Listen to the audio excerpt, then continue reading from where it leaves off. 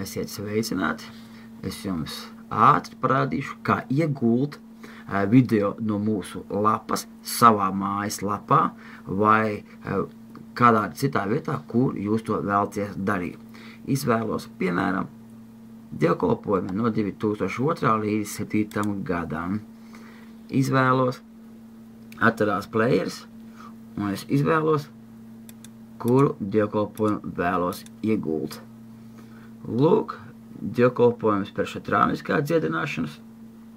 Spiežu precīzi uz virsraksta par šatrāniska.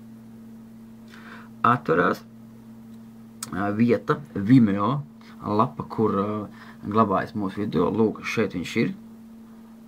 Šis video URL adrese redzam šeit kopēt un embed, jeb iegūšanas kods ir lūk šeit. Spiež uz embed, atverās kods, kopēju to un ievietoju savā mājas lapā.